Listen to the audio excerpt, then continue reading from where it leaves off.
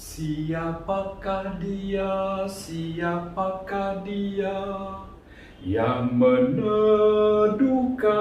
badai? Dialah Tuhan Yesus, dialah Tuhan Yesus. Saudara-saudariku terkasih, selamat jumpa pada hari Minggu biasa ke-12 ini. Siapakah dari kita yang tidak pernah takut, yang tidak pernah cemas, yang tidak pernah khawatir? Ada? Saya yakin ada. Siapa? Mereka adalah bayi-bayi. Mengapa? Karena mereka sangat percaya akan kedamaian pelukan ibunya. Karena mereka sangat percaya akan kekuatan, keperkasaan, gendongan bapaknya. Saudara-saudariku, takut, cemas, khawatir adalah bagian konkret, bagian nyata dari pengalaman setiap manusia. Kita takut, cemas, khawatir akan rupa-rupa hal, masa depan, keterjaminan sandang, pangan, papan, bagi diri sendiri, bagi keluarga, bagi anak-anak, masa tua, penyakit, COVID, rupa-rupa macam penyakit yang begitu banyak dan menakutkan, terorisme, kekerasan hidup beragama, tokoh-tokoh politik yang lain kali serem dan menakutkan, kesetiaan pasangan satu sama lain. Kita juga takut dan cemas akan hal-hal kecil, kehabisan pulsa, kehilangan teman, dikhianati, diingkari. Cemas, takut, gelisah sudah menjadi santapan harian kita. Namun, menarik sekali dikatakan bahwa dalam seluruh kitab suci ditemukan 365 nasihat, ajakan, seruan untuk jangan takut. Mengapa? Tuhan ingin agar di setiap hari kehidupan kita yang sering ditandai kecemasan, ketakutan, kekhawatiran, terdengar bisikan, jangan takut. Jangan takut dan cemas. Inilah aku. Soal takut dan cemas, kita bisa belajar dari orang-orang beriman. Maria, Yosef, Ayub, Paulus. Kita masih ingat Maria berhadapan dengan Tuhan, dengan permintaan-permintaan Tuhan yang impossible. Dia takut, aku belum bersuami, bagaimana itu mungkin? Tapi Tuhan berkata lewat malaikat, jangan takut, Roh Kudus akan menaungi engkau. Begitu juga Yosef, ketika menemukan Maria hamil, diam-diam dia mau meninggalkan Maria. Apa kata Tuhan lewat malaikat? Yosef, jangan takut mengambil Maria. Anak yang dikandungnya akan menjadi anak Allah, Immanuel. Engkau harus memberi nama dia Yesus.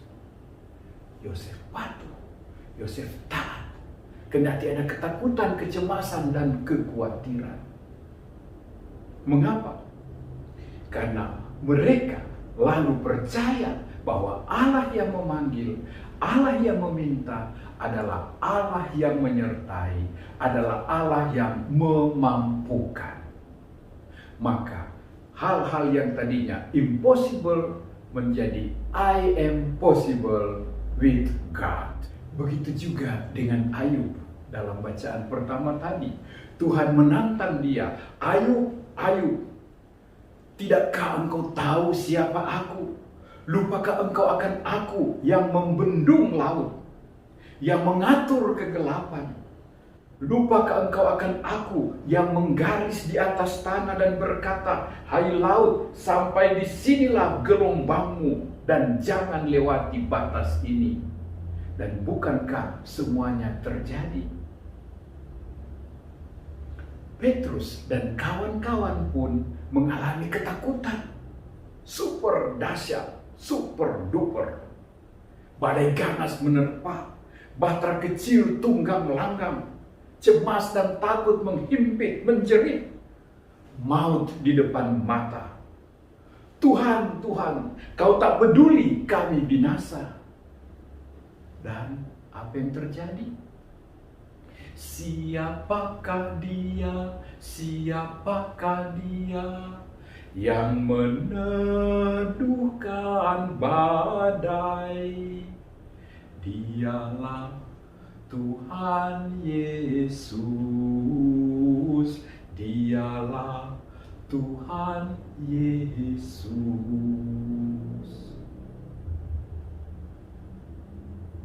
Saudara-saudariku, mari kita mencermati dan mencoba menangkap pesan-pesan yang ada dalam teks Injil kita hari ini.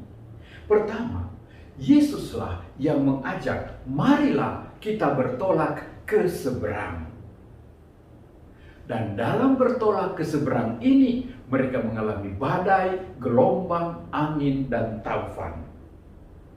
Yesus yang pada ayat-ayat sebelumnya, kita ingat minggu lalu, baru saja berbicara tentang perlunya biji sesawi yang kecil untuk tumbuh menjadi besar, berguna bagi segala marga satwa, bahkan bagi banyak orang. Mengajak kita semua bertumbuh, bertambah dalam kebajikan, dalam iman, bagaikan pohon yang besar, berguna bagi banyak orang.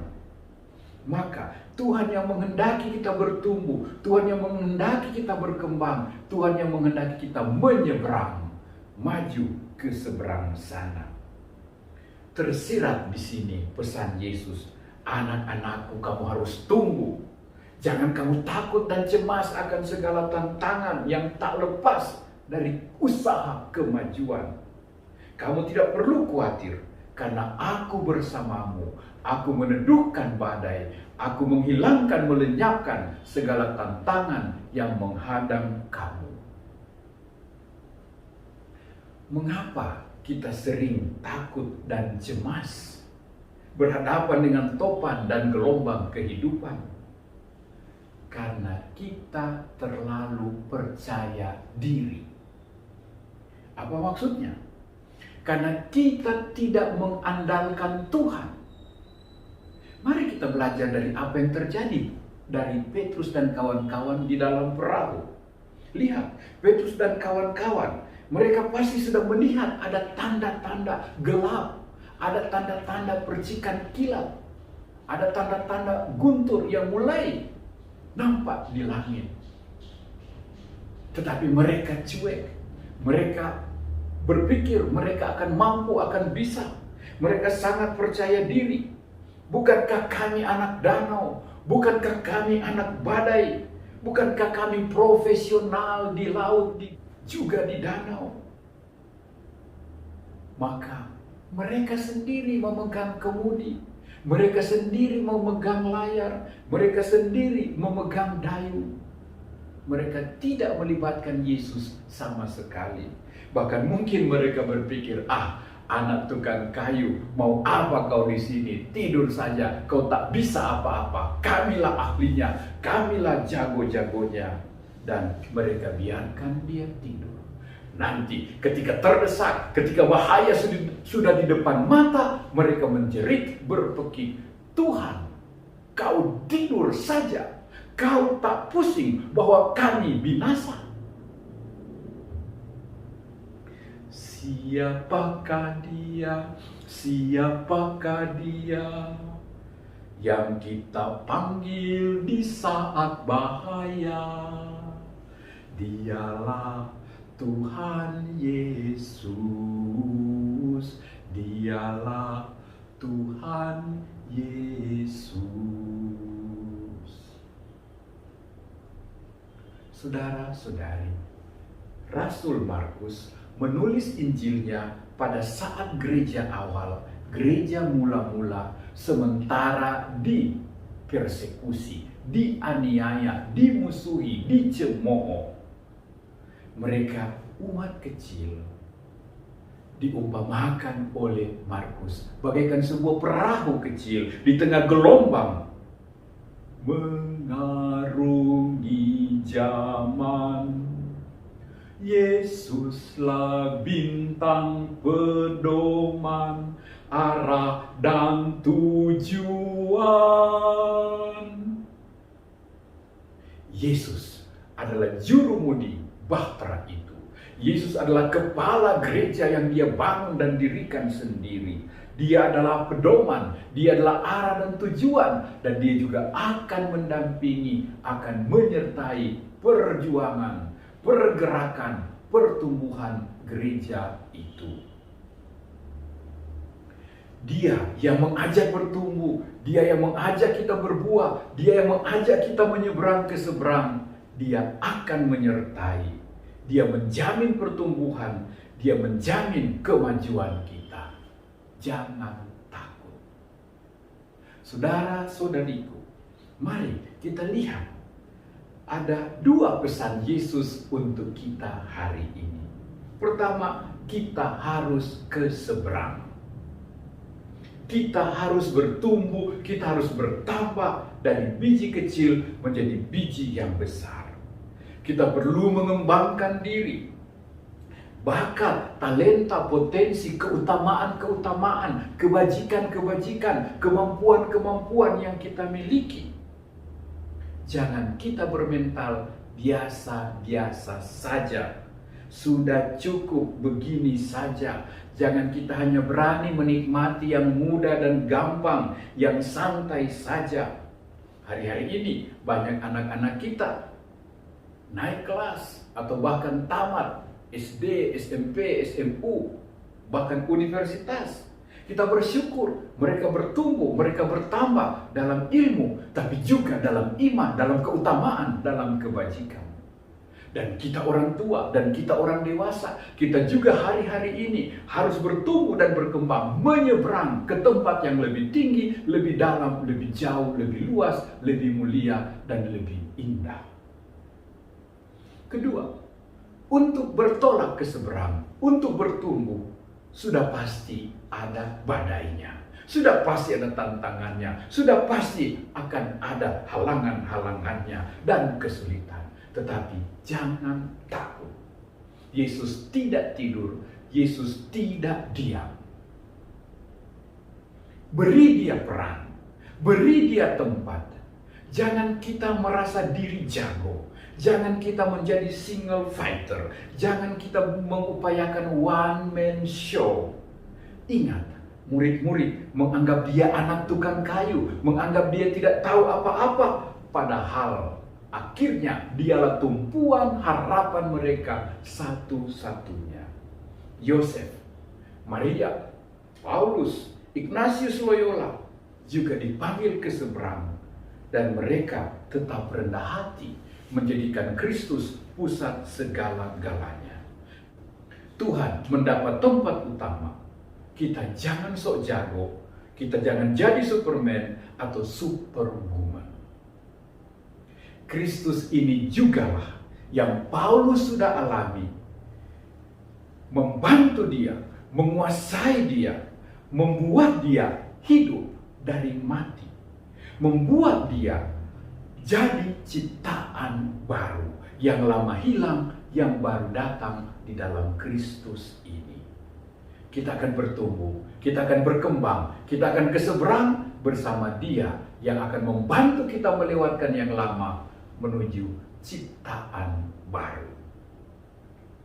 Maka jangan takut pada tantangan, jangan khawatir pada gelombang. Siapakah dia, siapakah dia yang membuat segalanya baru? Dialah Tuhan Yesus, dialah Tuhan Yesus. Saudara-saudariku, Mengapa bayi-bayi tidak takut, tidak cemas? Sebab mereka sangat percaya akan papa dan mamanya. Bagaimanakah kualitas kepercayaanmu pada Tuhanmu? Jangan takut. Siapakah dia? Siapakah dia yang meneduhkan